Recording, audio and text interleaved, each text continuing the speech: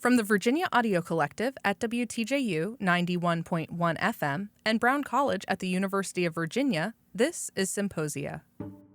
In cooperation with the Charlottesville Sister Cities Commission and America 2026, Symposia is proud to present Sister Revolutions.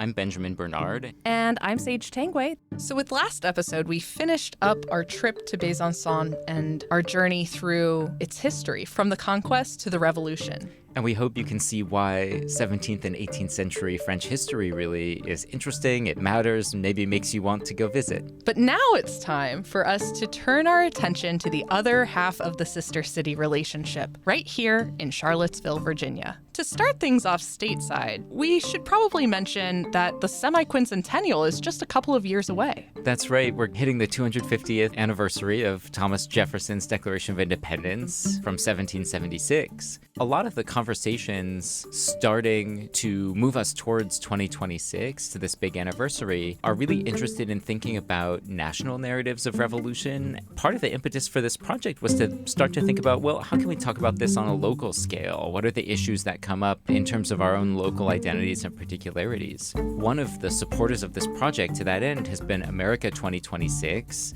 a coalition of scholars between Europe and America who are interested in this anniversary. So we spoke with my dear friend and colleague Iris DeRode, who is one of the heads of this project, about what America 2026 is. My name is Iris DeRode, and I'm a historian specialized in the French-American alliance during the American Revolution. So America 2026 started a few years ago, and it was under the initiative of the same Bertrand van Ruymbeck, my PhD advisor. And during my dissertation and his own work, we were thinking that French and American scholars that are working on the specific topic of the American Revolution are often not necessarily working together. They do their research, of course, in their own fields, but also in their own countries, leading to quite the isolated historiography. So we wanted to combine both and fast that expanded towards European countries more in general. And so it's a 4-year collaborative program that will combine scholarly events, but also publications, and creating resources to really center on the histories and also memories of the American Revolution, which will be done both in a comparative but also a transatlantic perspective. So what do we get by revivifying a historical tradition about an event on an anniversary? Like, shouldn't we care about the American Revolution anyway? We should care about it any time, of course, but in particularly after 250 years, it serves as a moment and a space, I would even say, to reflect on what did that American Revolution try to achieve. What did it not achieve? What does that mean for our current world? And so there are lessons probably to be learned, ideals to be rediscussed, rediscovered even, of that founding era. And it was not only a founding moment for the United States, but of course also for Europe, because of the transatlantic relations that were, of course, already existing, but mainly established during that revolutionary period. Also, the American Revolution, of course, had huge repercussions in Europe itself by being an example, by serving probably as a mirror to some European countries. European countries have actually played a military role, of course, in the American Revolution. And of course, a lot of other revolutions have followed. Such as the French Revolution. France, I think, is today not necessarily aware of the role that they played in the American Revolution. Talking about the larger public, it's not something people are aware of. But what I think is in particularly interesting is the connections that exist between the two countries, and both of them, of course, ending up with their revolutions in that 18th century that are quite the binding factors up until today, and the fact they both established a republic, a democracy, both of course in very different paths and ways, but still there's a lot of common principles and sort of guiding principles for both nations that need to be not necessarily celebrated but discussed. The focus on the heroes of the American Revolution has now shifted and will probably really lead to a way more, let's call it, an inclusive approach towards the American Revolution. And lots of efforts that exist today are really going into that direction. So it won't necessarily be a heroification, a celebration of the revolution, but more a critical moment to discuss these the things that have been, let's say, set up by this American Revolution, but also the failures, the problems, the paradoxes that are embedded in that revolution. Right, that we've inherited. Fantastic. Iris DeRode, thank you so much. I'm so happy to get to be a part of America 2026. Thank you so much. So this episode, we're going to do things a little bit differently than we have for the Besançon component. The biggest difference is that we are handing over most of this episode to our 3 assistant producers. All 3 are students of ours at Brown Residential College at the University of Virginia who took a project-based interdisciplinary learning course with us in the spring of 2024. The course was structured around producing this episode. So the students whose voices you're about to hear produced this episode as a class, deciding what topics they thought would be important to cover, researching the history of Charlottesville, and then on the production side, doing everything it takes to put on an interview, from contacting and scheduling to recording the interview itself and editing to a final piece. How would you describe the approach we took?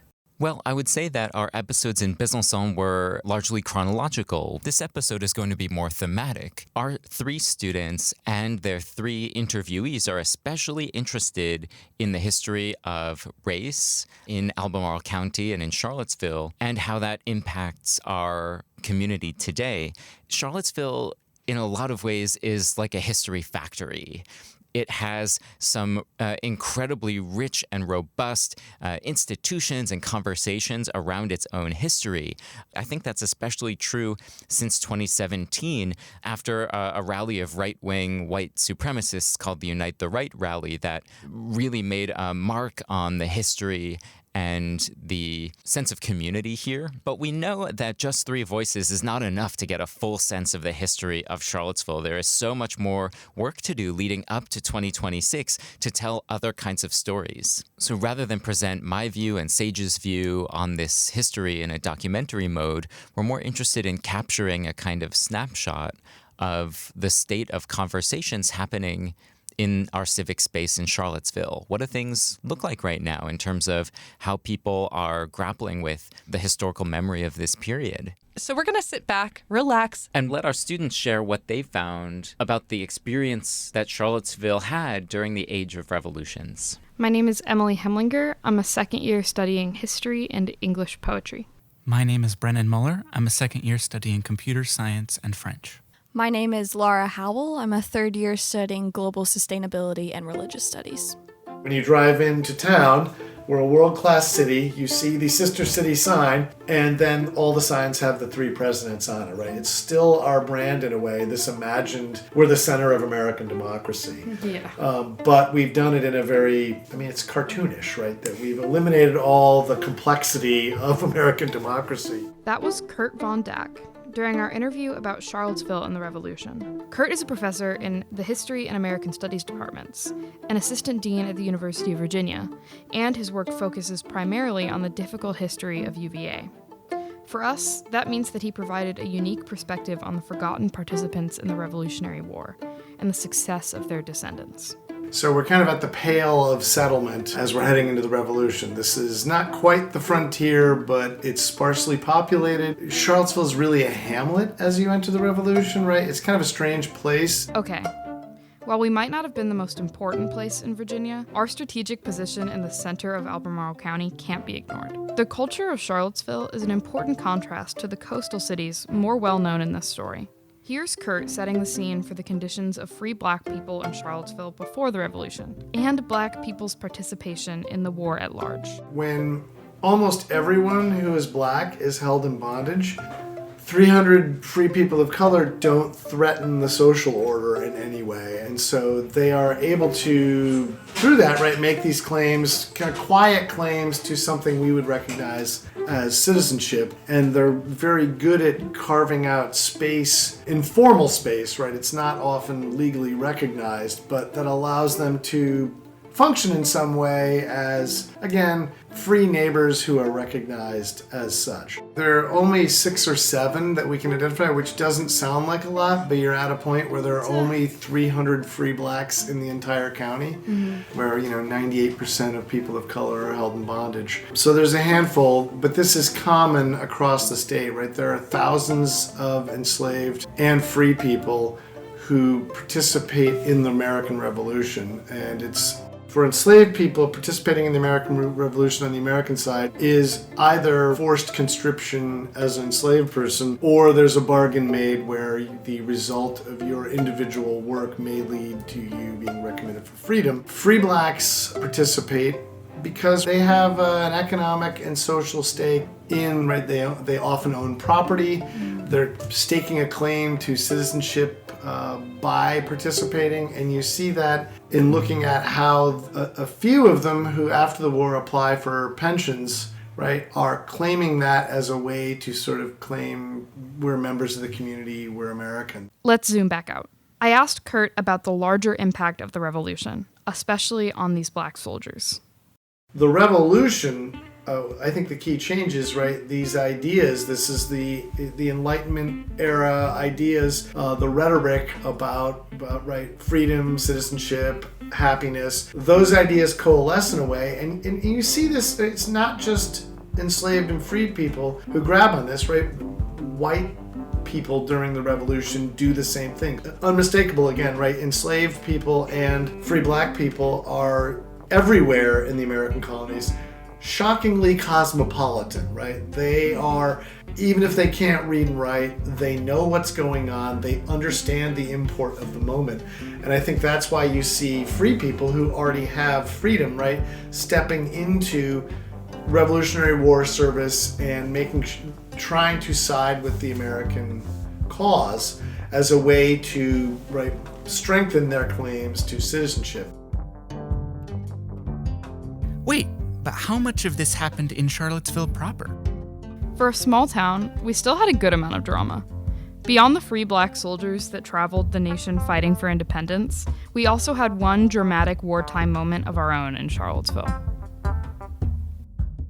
The only real Revolutionary War moment that happens here is General Tarleton's raid, right? They're meeting outside of Charlottesville in a tavern. The U.S. government is, the Virginia government, and this is Jack Jewett's ride. This raid is coming. This British raid is coming. They're attempting to capture the leaders of the Virginia Patriots that they know are meeting in a tavern here with Jefferson and Monticello. And he rides all the way from outside of Richmond. He's sort of and I think rightly so in some way, but imagined as the Virginian Paul Revere. He comes and warns them, and they escape shortly before the British arrive. Charlottesville may not have been at the head of the action, but it certainly played a role in the nationwide movement for independence.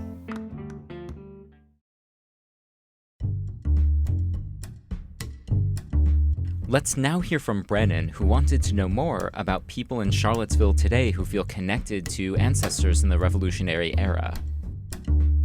I grew up far from Charlottesville in the city of Boulder, Colorado. In Boulder, there isn't much revolutionary history to speak of, at least not in the tangible way that it exists here in Charlottesville. It was only once I enrolled here at the University of Virginia that I really began to grapple with the legacy of the Revolution. It was that search that brought my attention to an incredible woman by the name of Kay Slaughter. In her interview, Kay took me on a journey as she rediscovered her ancestral connection to the American Revolution and what that says about the world today. To start, would you tell us a little bit about yourself? Who are you? What are you interested in? Well, my name is Kay Slaughter, and I've lived in Charlottesville now, since the 80s when I went to law school here. Most of my work was here in Virginia in environmental law. Before that, I was living in central Virginia, Madison County. My family is originally from Rappahannock and Culpeper counties. I came to Charlottesville to go to law school and then just stayed here after that. So I have been active in politics in Charlottesville. I served on city council for 8 years and 2 years as mayor. We found out through the course of her interview that Kay has actually been to Besançon before. It started out we were going to go to Paris, and then it ended up that we went first to Venice, and then we went to Vicenza, and then we came up into France and Lyon, and we went to Besançon because it was a sister city. But what I remember about Besançon were all the clocks, the incredible number of clocks, and, the clock museum, and, seeing all of these clocks. And then, anyway, I thought it was a very interesting and fun town.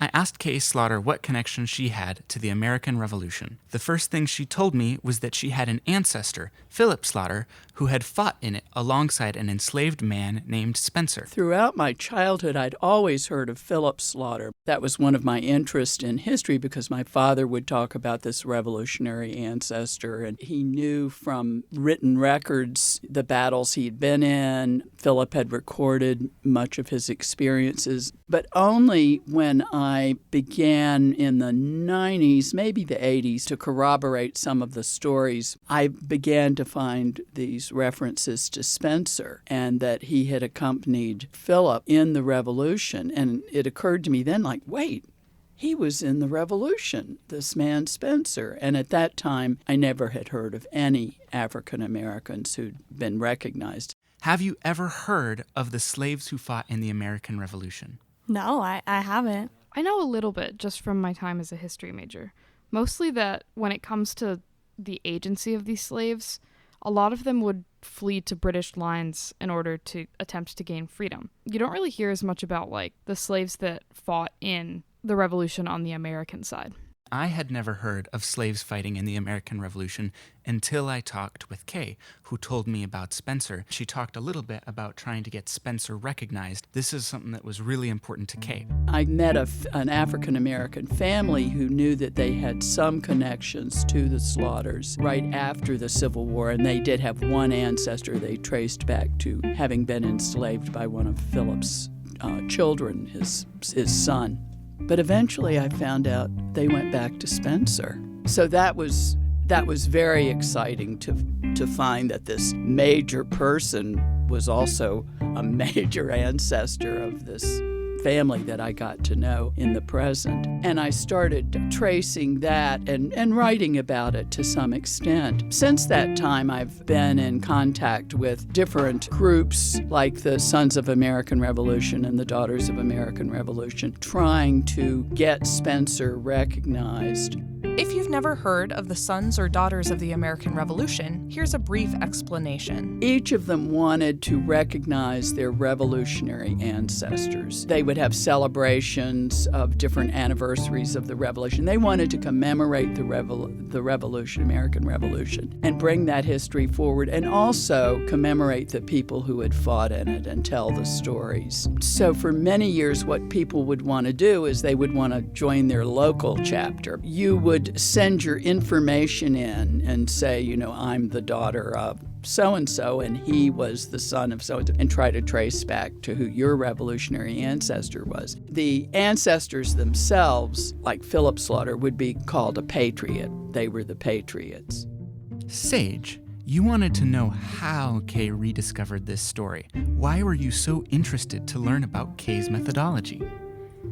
Well, I think this whole project has really made me realize history isn't just a set of facts, but it's also a process of studying and research and interviewing that we have to go through in order to find it. And I think that's particularly interesting when we're talking about stories of the past that have not been preserved well or preserved at all. Well, I started out because I had some family books and family trees, if you will. Then I discovered that there was a relative that I really hadn't known much about who had left her papers to the University of Virginia. And I got interested in her because she had really gone to school, gone to college as soon as colleges were open to women. She got a master's at William & Mary. When William & Mary opened up to women, she went to UVA and worked on her PhD in the 1930s. Anyway, she did a lot of delving. She had memory of these people who had known Philip Slaughter, and she had heard their stories, which she retold. And then I also knew that Philip Slaughter's journals were at the University of Virginia, and I began reading those. And eventually I found all kinds of family trees of the enslaved, which is very rare. I mean, you just don't find that. And that was very exciting, and I'm still trying to find ways to disseminate that material. Of course, I know the family that I know, I'm able to give their tree to them, but there's so many others,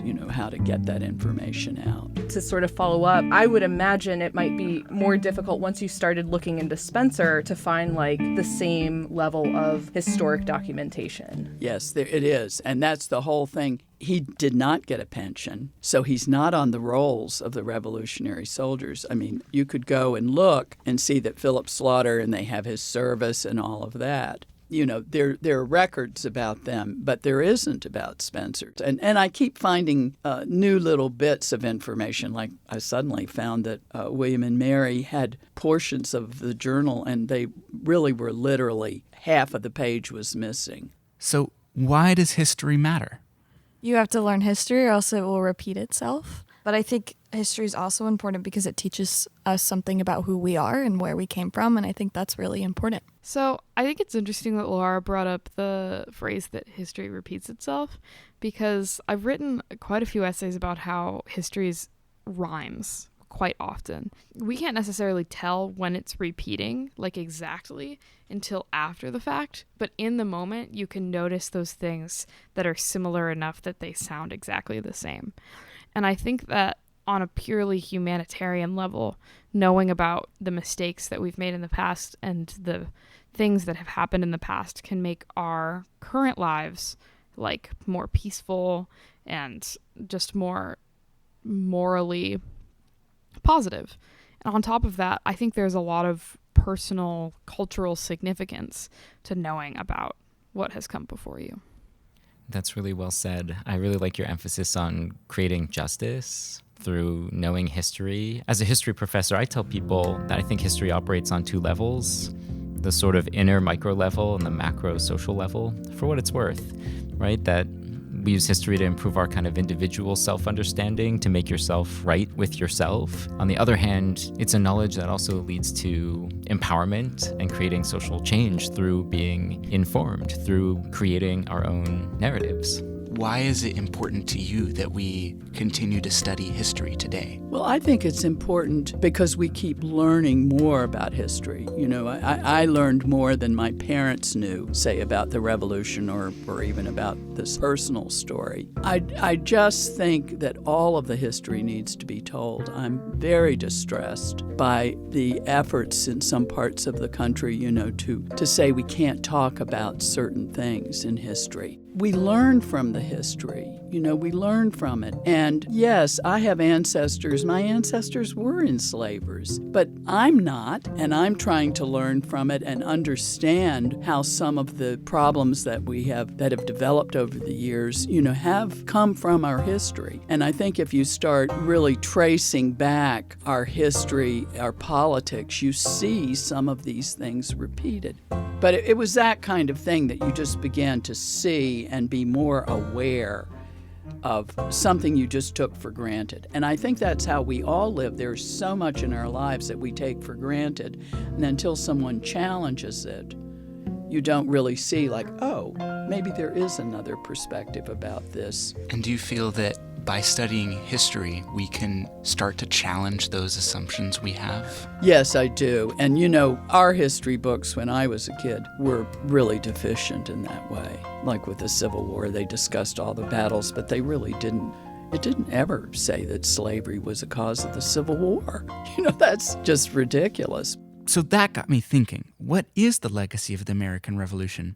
I think for our listeners in Besançon, the sister city in France, they don't know all of the history of enslavement in the United States. Why is it especially important that we work to commemorate the enslaved and free African Americans in the American Revolution? Because of our long history of slavery in America, we had this espousal of these democratic ideals, while at the same time they only applied to white men, and we enslaved Africans, and, you know, women and children were property. But the ideals were there, and I think, like all history, you know, it's often a combination of just human beings and their fallibilities, and, you know, terrible things happen even in our own American Revolution. How has the legacy of the American Revolution affected you? Affected Charlottesville, affected our nation?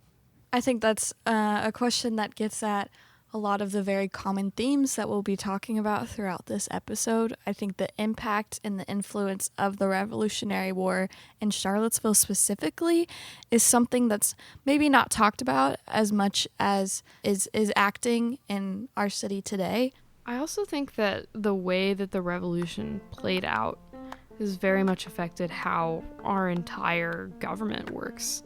Like, the way that we have kind of idolized and put a lot of heroicism into the revolution really impacts how the ideas of the revolution, which aren't necessarily always the most liberal ideas, have been able to spread throughout American history. Not everyone has direct ancestors that they can trace to the revolution. This has some implications for our understanding of social class divisions, and racial divisions. What lessons do you think Kay's story offers to folks maybe whose families immigrated to America much later, or who don't have the knowledge of what their own direct ancestors were doing in the 18th century? I think my takeaway is that regardless of your connection to the history, it still matters, and that it can still be seen in the architecture and the customs and the history and the locations and the people in the place that you're going to. It seems to ripple outward in a way that sometimes outsiders can even see better. So by taking a journey of rediscovery, by connecting with a lost ancestor, or by visiting another part of the country that looks and feels completely different from what you're used to, it can give you the perspective to see the ways that the local history, the ways that the national history have played out and made a difference. Boulder feels different. There simply isn't the history of the battles fought in Boulder that they were here. There simply isn't this a legacy of enslavement, at least not in the same way, that exists here. So it's hard for me to appreciate it when I'm in Boulder, but I can see it in front of my face, like with the walls dividing enslaved laborers at the University of Virginia from its students and faculty when it was first built, or the memorial to enslaved. All of that, brings to mind the differences that have continued today, like with the Unite the Right rally. That's something that I couldn't have imagined in Boulder, just because the history doesn't exist in the same way. And there are similar things, and I think that matters. I think having that perspective through rediscovery, through looking at the history critically, allows us to be better as people and as a country. And that's the sentiment that Kay echoes in her interview. She also encouraged us to try and get involved in local democracy. You've been involved in all of these civic organizations, you've held public office and worked towards that. All of that has a lot to do with democracy, which of course was, a big principle of the revolution. I just kind of wanted to open the floor. Why do you think it's important for citizens to be active in their communities? Well, I think in order for democracy to survive, it really has to start at home. If you look at election results and stuff, more people will vote in a national election and then they won't vote in their city council election or their board of supervisors. But it's really important to start it in those home communities, because that is the government that is directly every day affecting you. Groups like the Albemarle Charlottesville Historical Society, the Jefferson School, African American Heritage Center, and Preservation Piedmonts are really great groups that are bringing our history together.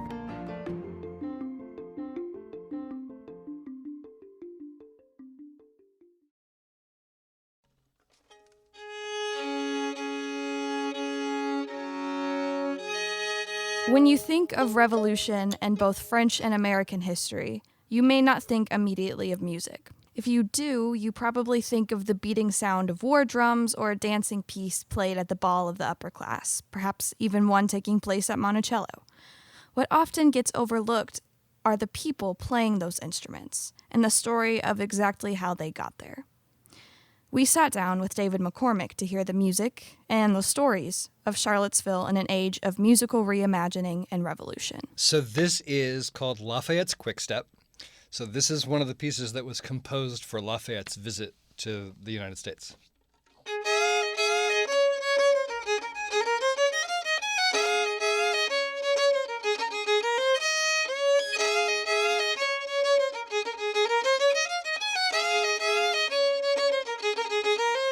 I'm David McCormick. I am the artistic director of Early Music Access Project here in Charlottesville, and I also run Early Music America, which is a national service organization for folks who get nerdy about historical performance. I'm a violinist, and sometime in my 20s, I discovered the Baroque violin and the medieval fiddle and became obsessed with recreating historical sounds. I really love telling stories that have not been told before. So I'm always looking for music that is forgotten, that is languishing in an archive or has been forgotten to history in some way. A large part of David's storytelling revolves around Monticello and the musicians present there around the time of the American Revolution. I had a wonderful opportunity to have a fellowship at the International Center for Jefferson Studies at Monticello. I got very interested in a topic that kind of just came to my attention by accident. Someone tapped me on the shoulder and said, "Did you know that there were a bunch of black fiddlers active at Monticello?" And I did not know that. So I spent some time researching it. I discovered that Thomas Jefferson's 3 sons with Sally Hemings were all fiddlers, and that their relatives in the Scott family were also fiddlers. There were at least 5 or 6 fiddlers in that family as well. And Jefferson knew and enjoyed the music of all of these fiddlers at one point or another. That's interesting. When you say he enjoyed the music of fiddlers, were they performing for Jefferson? Was that like a formal thing that was happening? Every white landowner in Virginia was hosting dances and balls and gatherings of some kind, and there was always a fiddler. And most of the time, it was an enslaved fiddler or a free black fiddler. It was actually more common to see a black fiddler in America than a white fiddler in America for well over 150 years. And many of them were doing that service at the request of their master. Not only does David research the music of black fiddlers, but he also pulls in tradition bearers and performs melodies in the places where they were originally played, with descendants who are returning to the exact places where their enslaved ancestors would have been playing, in order to reimagine and recreate the music of the time. So we did a concert of this music in the Rotunda back in June of 2023, and the audience went wild for it. You know, it was not what they were expecting to hear. And honestly, up till the day before the concert, it wasn't what I expected to hear. We were working with one of these tradition bearers, Benjamin Hunter, who's a black fiddler from Seattle. And, you know, it took us a few days just to get to know each other. And then suddenly in the dress rehearsal, we were like, oh, it felt very much like we had peeled off a layer, at least, of figuring out what it might have sounded like then. The repertoires and experiences of freed and enslaved fiddlers put them in a unique position both in their own communities and in the communities for which they were required to play, which they were able to leverage socially and politically, as David explains. As musicians, they, in general, were sort of at the top echelon of their society, and yet faced enormous hardship and were moving around, jockeying very carefully for property rights and things like that. It was all extremely complicated. It all plays out in the Charlottesville courts. There are court records that show us exactly how complicated it was for them to hold on to property, to be considered fully human. But it wasn't just at Monticello that fiddlers were playing and performing. There are a few contexts in which fiddlers were almost always present. RTW Duke held these barbecues at the Cool Springs Barbecue Club, and that's now on the grounds of the UVA Law School. And we have a photograph from the barbecue club with 3 of the Scott family fiddlers, and we see them standing arm in arm with the white political elite of Charlottesville. To me, that speaks volumes about the status of the Scotts, even though in other contexts they were fighting for their rights. In Charlottesville, like many parts of the U.S., the effects of racism and social hierarchy are very present and are still playing out today. The problems never go away, or have not gone away. One of the most striking moments for me in all of this research, I was for a while doing walking tours of downtown Charlottesville to show where the Scott and Hemmings family fiddlers lived and worked.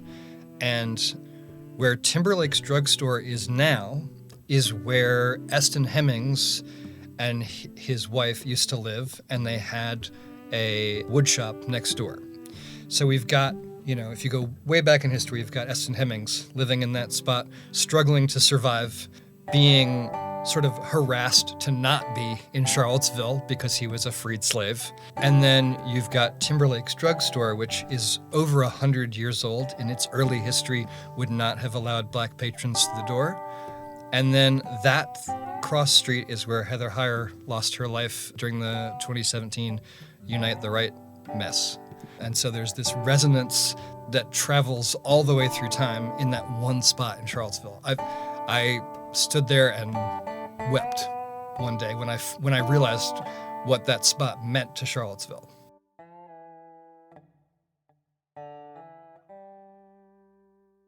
While Charlottesville is much younger than her French sister city, there's still a rich history ingrained in the communities that exist here. Some of the oldest institutions in Charlottesville are religious ones, like, for instance, Mount Zion African Baptist Church. The Scott family was very active in the Mount Zion African Baptist Church in their day. That church still exists. Its building is different now, but the choir director from that church brought members of his congregation to our concert last Sunday to hear a Latin mass composed by a black composer who had infused spirituals into that mass. And that project was an outgrowth of my Monticello research. That same group of people had done a concert of various types of music from Monticello. I think it's important that we know about that history, that Mount Zion Baptist Church didn't just spring up yesterday. It's been around since the time of Jefferson, essentially. The music of churches in Charlottesville are echoed in the music of revolution. There's a line to be picked up between the freedom found in the revolution by white men and the freedom found in the music performed by black musicians at this time. David explained how the lives of enslaved and freed fiddlers were affected by the freedom of music. There are a couple of fun stories here. I think it was Isaac Jefferson. He was very interested in learning to drum, as in the fife and drum tradition, not the African drumming tradition. But enslaved folks were not encouraged to drum at the time because it was a way to signal insurrection. Because he held sort of a special place at Monticello, he was allowed, while he was in Williamsburg, to sort of learn a little bit of drumming kind of under the table. Yeah, I mean, the music is so very specific and so related to the social situations. I didn't know it at the time, but once I really started digging into early music and realizing that one of the things I could do was tell stories that nobody else knew, that became really exciting for me. And to be able to tell local stories, I never thought that would be possible. I didn't think of Charlottesville as a place where I could tell early music stories. And to be able to bring these fiddlers out of the shadows of history has been really fun and really cool. These local stories reveal the revolutions of Charlottesville, revolutions that are still being rediscovered, retold, and brought out of the shadows. Almost 250 years later, the music of revolution is still being played. It's so impressive how much history we've been able to unearth about the people of the Revolution that so many generations didn't seem to care about. I want to jump back to Kurt, because he was able to tell another amazing forgotten story that originated with the Revolution. But first, some background. What were black women, especially women whose husbands were gone because of war, doing during the Revolution? An independent woman and children immediately become chargeable to the public, so they are a threat to what they would have called the peace then. And that means, right, the will of the community. The community should not support these folks, that they should be subsumed in the household of a male head of household. So it had to be really difficult. I think what's interesting, though, is, and you see this more in the 19th century because there's simply more free black people in Albemarle, still very small numbers, more of them. And after the revolution, you have much better record keeping, right? When you're entering the revolution, it's the colonial era. When they build an actual governing system during and after the war, you get clearer records where you can track people. It's not uncommon. Free black people, when, again, imagine 300 to 600 of them in Albemarle County, and you're looking at being connected to 10 to 14,000 enslaved people. They're intimately connected to enslaved populations, right? They may have at one point been enslaved themselves. Even if they weren't, maybe their parents had been. So to create family and community, you're going to really interact and create families with enslaved people. So what you often see is women are frequently independent heads of household, much more so in the free black community than you see in the white community. And their stories are often pretty amazing, right? That they have even less opportunity to be successful in early Virginia because, right, they're not white, they're not male, they're essentially by race and gender barred from all sorts of occupations and educational opportunities. And so they have very limited ways to carve out resources for themselves, but we see it over and over again in Charlottesville that it's often women who are incredibly successful at that because they can do it in this sphere of women's work that doesn't draw the attention of, right, the whites in power. Mm-hmm. So they don't seem to threaten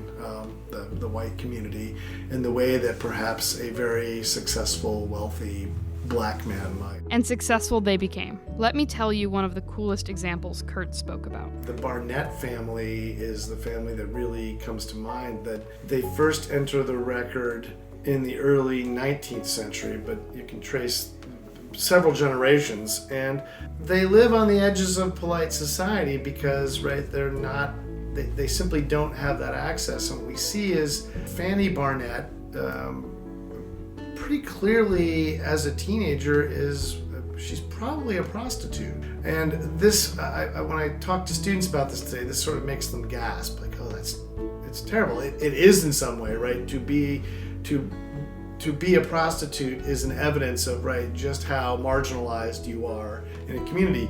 But in the context of 18th and 19th century Virginia, it's not illegal. It's something that is, right, everyone knows goes on. It just doesn't happen next to the opera house, mm-hmm. or, you know, there are places, certain neighborhoods in town where you go. There are often relatively mixed race spaces that sometimes, right, they're centers of gambling, alcohol, eating, and sex, right? So bawdy houses. And they often have, right, a black and a white wing, and you have white women and black women, all deeply marginalized and poor, working alongside together. And so Fanny Barnett begins her life, as best we can tell from the court records, that's where she starts her life, desperate to carve out an existence. But, right, this is also a space that means you get connected to lots of white men who, while they might not ever they're not going to marry you, they can't legally marry you and wouldn't, that doesn't mean they aren't, they don't become people that you can, I don't know, manipulate and use to support yourself. And so what you see is, in this position, you know lots of the powerful white people, you know things about them that aren't for polite society to discuss, and they're super enterprising. So, right, she goes from working in a bawdy house to then running one. She rents property from one of the first UVA professors immediately north of the university. By day, that space gets rented to the university. She and her children work as nurses in it.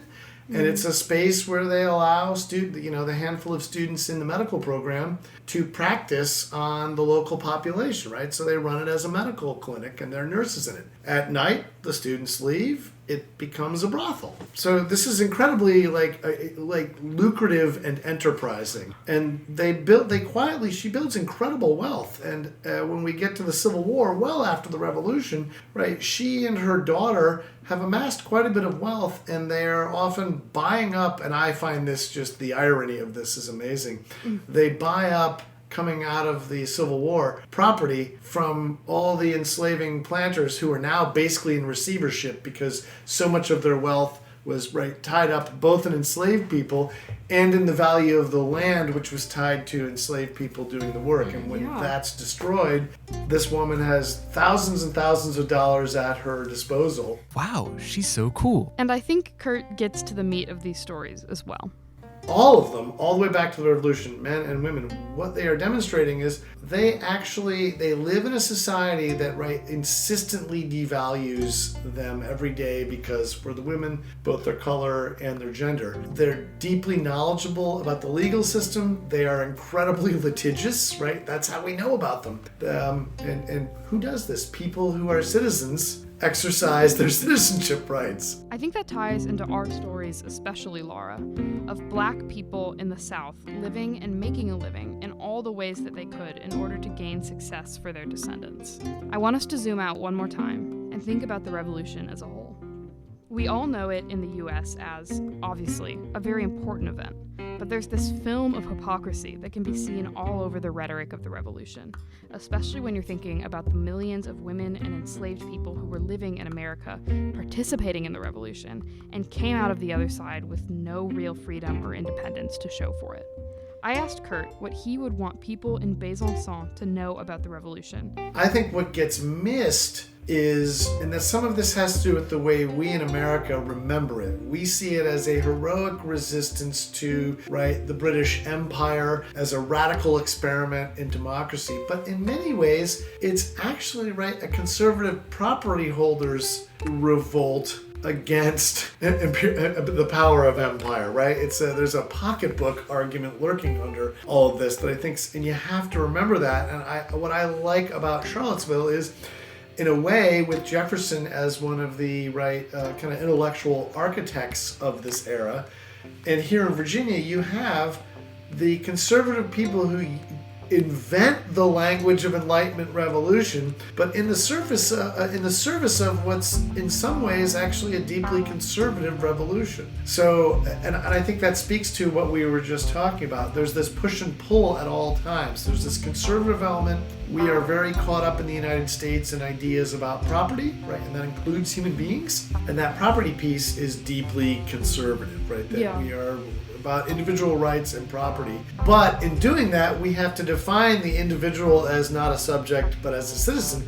And we do that in incredibly expansive terms. And our history is constantly, the battle. We have over and over again in our history this battle about it, I feel like we're looking at that right now in the 21st century as we think about, states attempting to restrict the vote and attempting to restrict immigration, which I always chuckle. I think back to the eras we're talking about,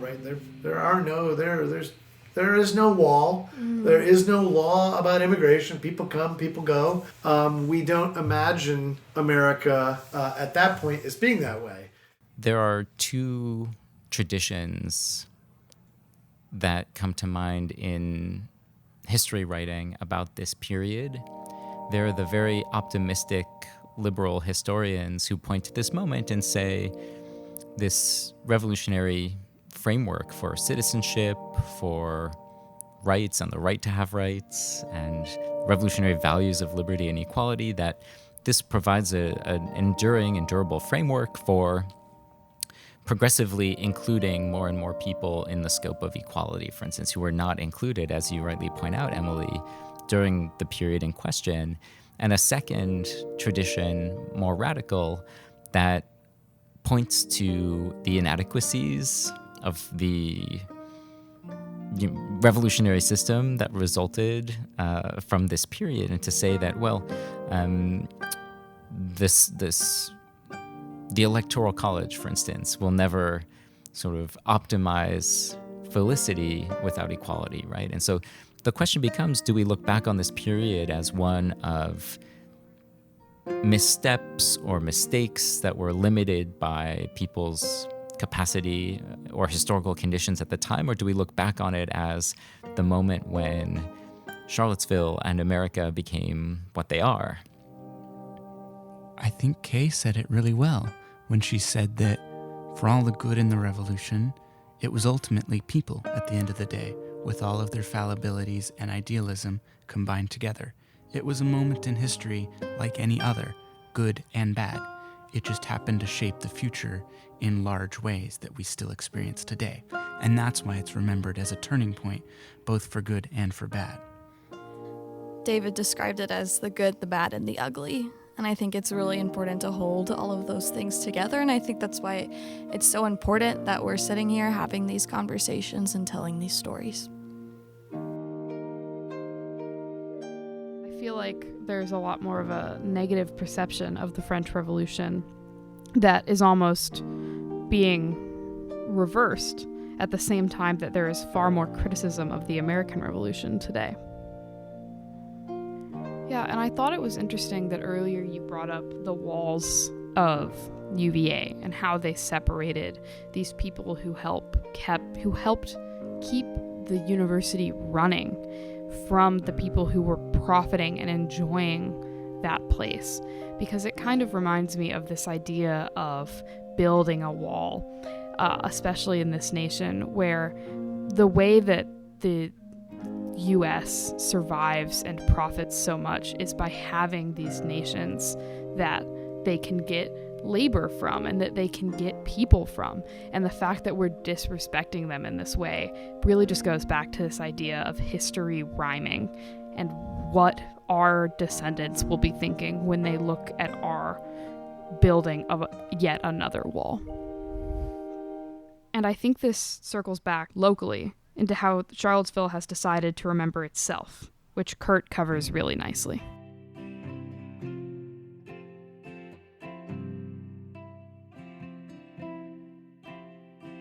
It's a memory question, right? It's imagining itself as a place that's scrubbed of the reality that this was, right, everywhere you looked were these plantation landscapes. I really struggle. I love it here. It's beautiful. And I drive around and I go, well, that development, the name of the development is the plantation that stood there. We go to a winery. That winery was a plantation. You're sitting in the big house. So we scrubbed that, right? Not we, but the people in Charlottesville scrubbed that memory from the story, and they situate it around these imagined founding fathers, and they reimagine it as a center of Anglo-Saxon civilization, right? So the imaginary, as you're heading into the 20th century, is this is where it happened, right? Jefferson and Madison and Monroe and their fellow revolutionaries crafted an American democracy, and they did so in the service of the expansion of superior Anglo-Saxon civilization. It's not something Jefferson would have really fully got. We get our Lewis and Clark statue, we get our George Rogers Clark statue, all part of that same story. And I love, you can go back and look at from the first 5 decades of the 20th century Chamber of Commerce ads and pamphlets for Charlottesville,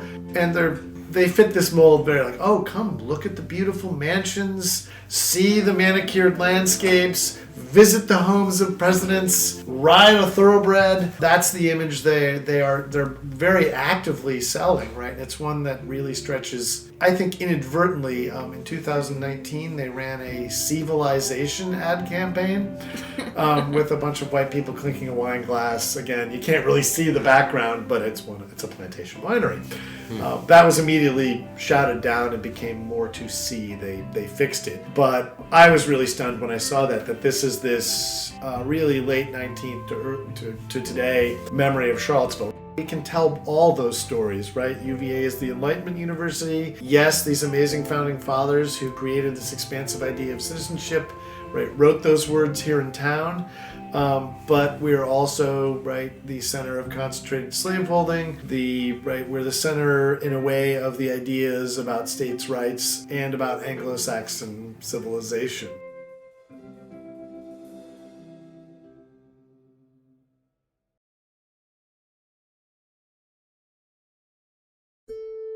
So unlike this episode, race didn't really come up very much in our conversations in Besançon. The most salient markers of not just diversity, but inequality in old regime Franche-Comté that our interviewees were interested in had to do with class and the social order, the aristocracy and the peasantry. And I think in the modern day period, folks in Besançon are thinking very actively about France's overseas empire and the history of immigration. And, in a way, these feel like incommensurable histories, but it would be worth going deeper to see if there are parallels that we can tease out. We started out this project hoping to find some sort of comparison between Charlottesville, Virginia, and Besançon, France. Do you think we found it? So far, we've juxtaposed these histories, but I think we can try to tease out some of the through lines, right? The kind of compare and contrast here. The first is how important the military and the state are in the history of Besançon in this period, and how important the slave economy and society is in Charlottesville. Both societies have aristocracies of a sort. We met the Marquis de Moutier and talked about his ancestor, François-Élie de Moutier. We start to see Jefferson as an aristocrat in the European model. I think that's probably a vision he would have liked. I think one of the biggest similarities that I noticed is just the presence of older architecture. It's very obvious in Besançon. It's a much older city, so there's a lot more going on, but that's not to say that Charlottesville is without its 18th century relics. Right. I remember, Pascal telling us that the through line is neoclassicism. We really feel that with the total institution of Arc-et-Senans compared with the University of Virginia in the early 19th century. In both cases, we see how important the language of architecture is to the creation of new communities and as a kind of elevated form of thinking. And thinking about community and thinking about society, how to organize it. Oh, absolutely. Both places had a sort of historic golden age for some, for the slave owners, for the aristocrats, right, under the end of the old regime. Maybe a terrible age for some as well. That's part of what gives that 18th century culture the particular character that it has, one of both decadence and domination at the same time. Was there anything that you found in Besançon that completely shocked you? There's one comparison that I thought was really interesting that I never thought of before, that only thinking about Franche-Comté and Virginia side by side made clear to me. Just as Franche-Comté saw uprisings against the centralized authority of the Jacobins during the Terror in the French Revolution, in America too we had great debates over the nature of federalism. So how the certain powers should be attributed to the federal government versus to the states. It occurred to me that the fédéralistes in France, in Franche-Comté, were making a kind of argument for devolving authority to a more local government. And that to me sounds very similar to arguments about states' rights that we hear about in Virginia and, all through early America and through the Civil War. In America, the people taking that position of the fédéralistes in France, they call themselves anti-federalists in America. Right, because they're against a central power. But in France, obviously, they're saying, no, we want federalism, which is the system where there are split powers. Exactly. It's placing the emphasis on a different part of the system. Jefferson himself championed the rights of states. So here are his words in a letter he wrote from Monticello in 1810. Quote, I have been ever opposed to the party so falsely called Federalists, because I believe them desirous of introducing into our government authorities hereditary or otherwise independent of the national will. These always consume the public contributions and oppress the people with labor and poverty. So he thinks the Federalist name in America is a kind of misnomer, and I think maybe he hears, the French definition as being the real one, and in America they have sort of adopted this as a misleading label. His model for American moral economy, a country with a weak central government and a strong local democracy, bolstered by the kinds of yeoman farmers that Adam Smith had written about in 1776 in The Wealth of Nations, this looks a lot like Charlottesville, but we obviously need to factor in here the system of slavery that makes his vision possible. That suggests that the province of Franche-Comté has a kind of Jeffersonian flavor, a Jeffersonian approach to the problem of federalism, one that we're very much actively rethinking today.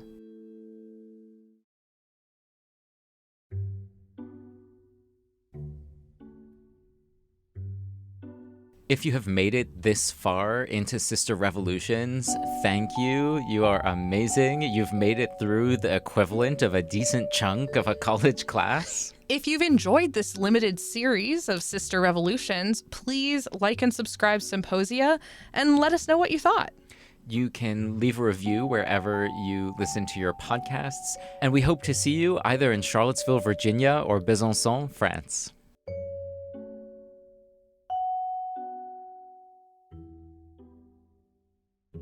Sister Revolutions is a limited-run documentary series made possible by the Charlottesville Sister Cities Commission, Brown Residential College at the University of Virginia, and America 2026. You can learn more about each of these organizations on their websites, CVilleSisterCities.org, browncollege.virginia.edu, and America2026.eu. Sister Revolutions is produced and hosted by Dr. Benjamin Bernard and Sage Tanguay, with production assistance from Sophia Moore, French transcription and translation by Oriane Guiziou-Lamour. The music in this episode was provided by Blue Dot Sessions. Episode 4 featured the voices of Iris DeRode, historian and committee member of America 2026, the University of Virginia undergraduates and assistant producers of Sister Revolutions, Emily Hemlinger, Brennan Muller, and Laura Howell, Kurt von Dach, professor of history at the University of Virginia, Kay Slaughter, the former mayor of Charlottesville from the Albemarle Charlottesville Historical Society, and David McCormick from Early Music America.